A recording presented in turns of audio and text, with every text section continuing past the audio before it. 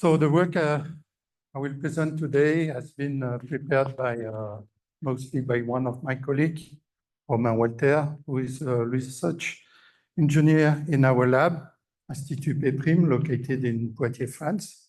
And this work was carried out in collaboration with NG. Actually, the thing in my presentation is that in most of the previous presentations, the objective was to use hydrogen as an energy vector. In my case, hydrogen is rather the bad guy. I mean that hydrogen is a species that we would like to get rid of, but we have to cope with. So this is a brief outline of my presentation. Precisely, I will give you a few words about the background and the motivation.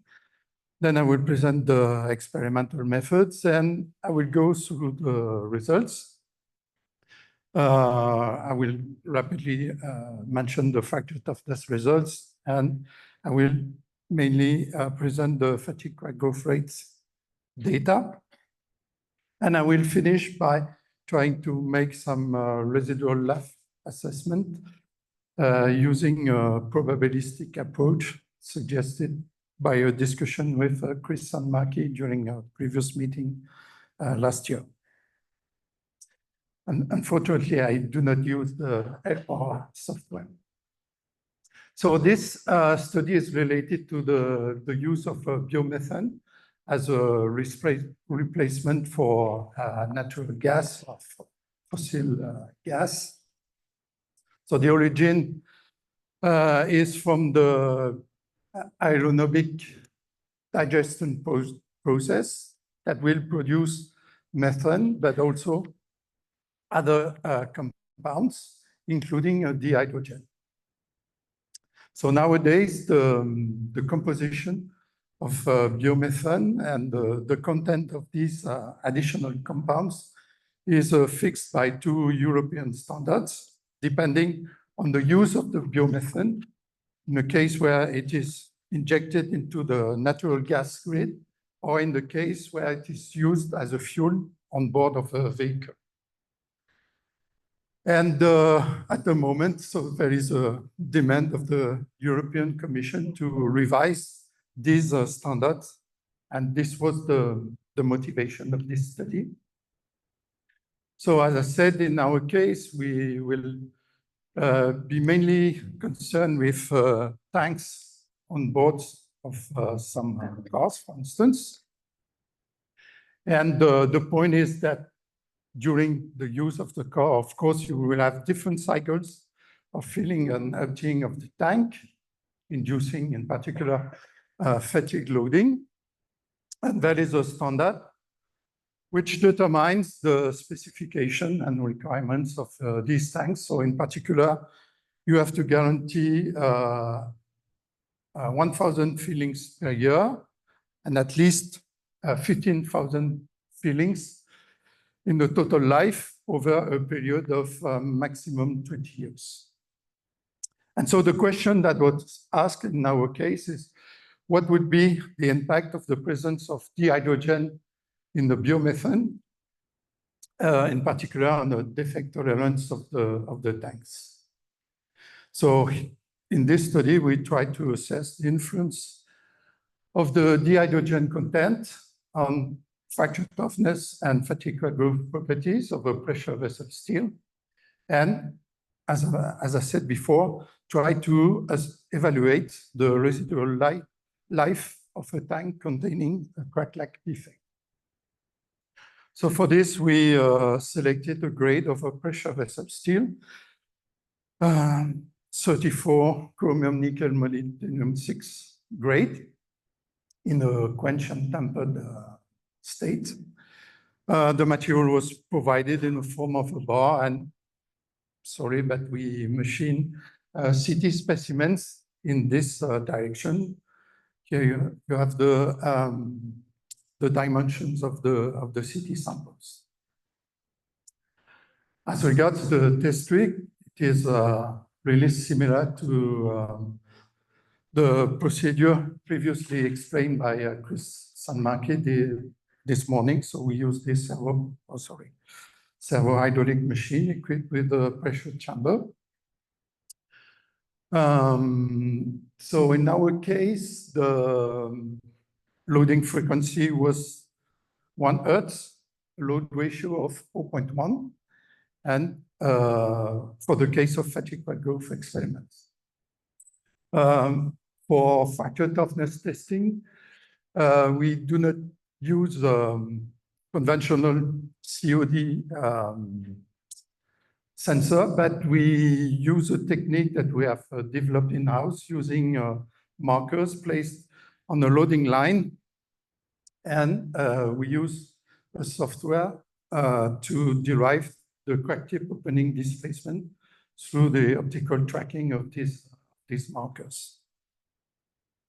And the crack length is monitored by means of a DCPD technique. So rapidly, results of fracture toughness. So again, due to the time constraint, I decided just to present the hydrogen embrittlement index as defined like this. But if you're interested, I can show you the raw data, I would say. So here we have the variation of this index as a function of the hydrogen partial pressure in the blend. And you can see that, as expected, when you increase the pressure, the material is unbrittle. So typically, with the lowest content, 2%, we have about 10% of embrittlement and up to about 30% with a 6% content. And this embrittlement is also associated with a characteristic change in the fracture surface, where in pure methane, we have a ductile fracture mode characterized by the presence of dimples, while when introducing the hydrogen into the blend, we notice we have a more brittle aspect with the presence of some intergranular facets on the fracture surface. So on this slide, you have all the test results of fatigue crack growth in different different gas compositions, namely pure methane and 3 composition of methane, just like for fracture toughness. And so what you can see is that as soon as we have 2% of hydrogen in the blend, we have a significant fatigue crack growth rate enhancement. And if we increase the hydrogen content, again, the fatigue crack growth is further enhanced. And but what is, the interesting point also on these curves is that generally in ferritic steels, for instance, we have an abrupt transition above a characteristic value of delta K. That means that in this region, the fatigue crack growth rate is only mildly enhanced as compared to air, for instance, or nitrogen. Then we have this abrupt transition and here a kind of steady state regime. And clearly, this type of behavior, in particular this sharp transition, is not obtained in the case of this gas blend. So in order to get further insights about this, we decided to perform additional tests in pure hydrogen by considering a pressure corresponding to the partial pressure in this gas blend. And these are the results represented by the red points here. So in that case, you can clearly see that in this domain, we observe this sharp transition as expected. So that means that in a tension domain, the fatigue crack growth rates in the gas blend are significantly higher than in pure hydrogen, even though we have the same hydrogen content. So far, we do not have any clear explanation about this. So we think about a possible effect of the total pressure combined with the effect of the hydrogen. And actually, this type of behavior has been reported, particularly by this Chinese group in the case of a pipe steel, by using blending of nitrogen and hydrogen. And they also perform some DFT computations. So here I just pick up some of their results. And the idea is that when you increase the pressure, so in that case, you have the same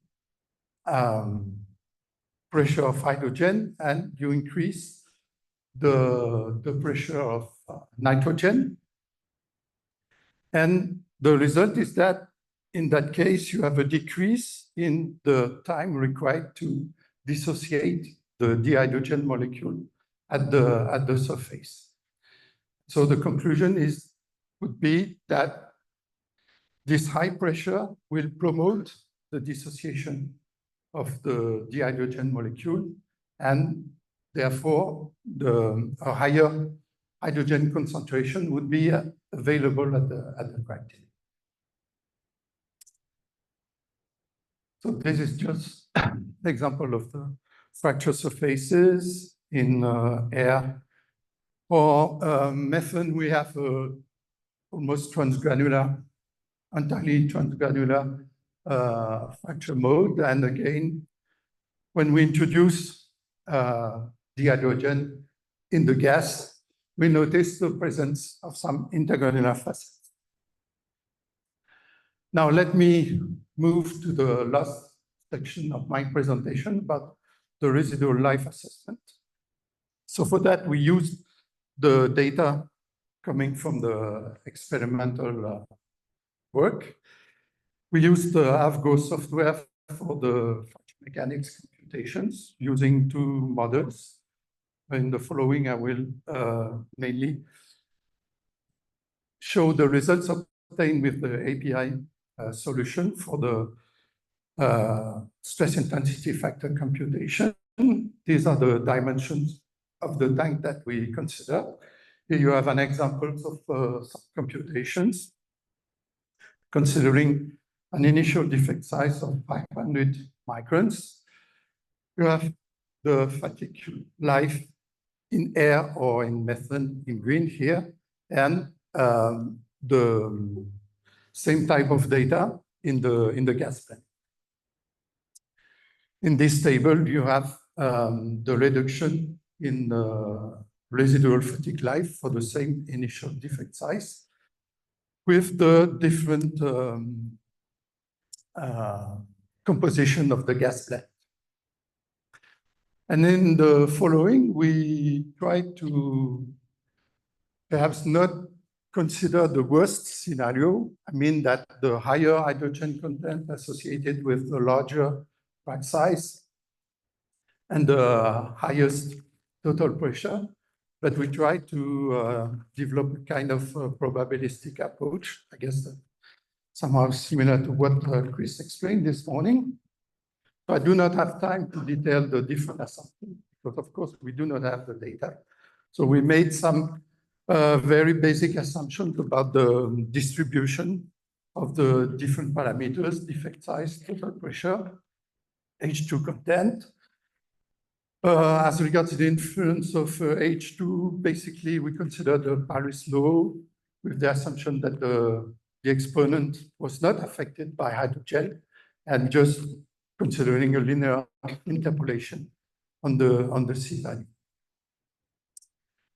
And by this means, we perform different drawings of the values of the different parameters, and we run the fracture mechanics computations. And here you have this 3D graph where the points, the color of the point is associated with the number of cycles, as a function of the value of the different parameters, initial defect size, total pressure, and H2 content. So we have a lot of data in this area. This is mainly due to the assumption about the shape of the distribution that we used, and we need to perform some additional computation. But the main point is that if you look along this direction, which corresponds with the H2 content, you can see that you have a variation in the color of the points, which is more or less the same than the scale bar here. So, which suggests that the most important parameter governing the residual life would be the H2 content more than the initial defect size. So this is a brief summary of my presentation. I will let you read, and I will be happy to take your questions. Thank you very much.